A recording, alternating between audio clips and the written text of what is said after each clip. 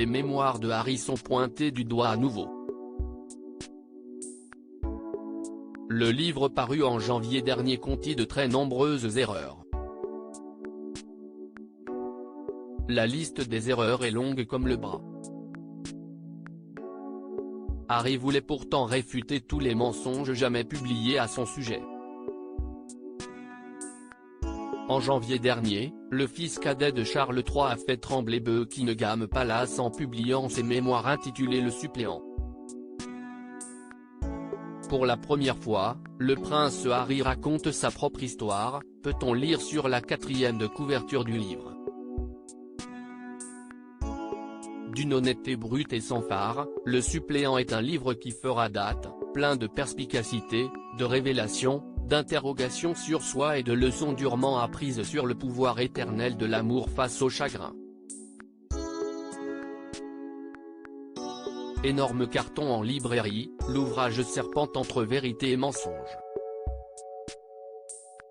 Du moins selon l'écrivain fantôme de Harry, John Moiringer, lauréat du prix Pulitzer.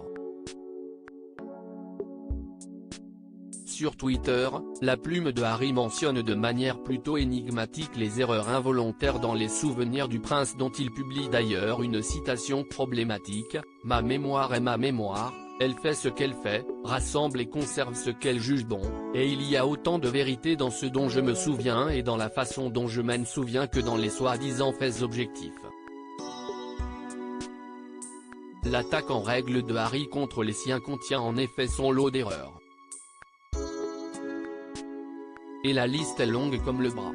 Des incohérences triviales, non, sa mère n'a pas pu lui offrir une Xbox pour ses 13 ans en 1997 puisque la console est sortie 4 ans plus tard, aux affirmations hasardeuses, selon lui, la dernière chose que la princesse Diana a vue sur cette terre a été un flash accompagné du son d'un déclic alors que les ambulanciers ont affirmé qu'elle était consciente et pouvait parler lors de son transport en urgence à l'hôpital.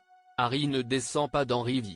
Les corgis de la reine Elisabeth ne descendaient pas des corgis ayant appartenu à Victoria, etc. Dans un article du New Yorker cette semaine, John Moiringer remet le couvert en confirmant que les mémoires regorgeaient d'inexactitudes. Une publication malvenue quelques heures après le couronnement à l'abbaye de Westminster que Charles III souhaitait placer sous le signe de la réconciliation. En vain. Les mémoires de Harry ont été vivement critiquées par la presse. Les journalistes anglo-saxons n'ont pas été tendres avec Harry et son prête-plume.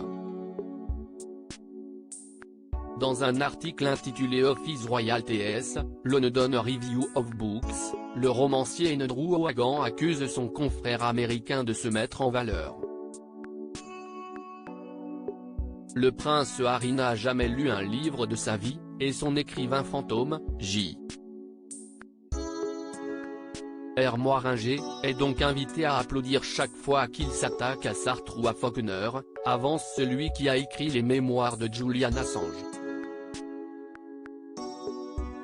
Outre-Atlantique, le New York Times, qui défendait jusqu'à présent les Sussex, accuse le livre de s'embourber dans un paradoxe, attirer sans cesse l'attention dans un effort pour renoncer à la célébrité. La journaliste Alexandra Jacobs se reproche au récit du prince de se transformer dans sa dernière partie en un fastidieux va-et-vient sur qui divulgue quoi et pourquoi. Assailli par les critiques, John Moiringer avance que son client voulait à l'origine réfuter dans son livre tous les mensonges jamais publiés à son sujet. À propos de l'auteur Arvandel et passionné d'audiovisuel, j'écris sur Closer depuis 2016. Jamie aussi raconté les mésaventures des têtes couronnées et connaît par cœur la série Seinfeld. Ces derniers articles et Charles III, une sérieuse menace plane sur son couronnement, la police britannique sur ses gardes prince Harry assigné à résidence à son retour au Royaume-Uni.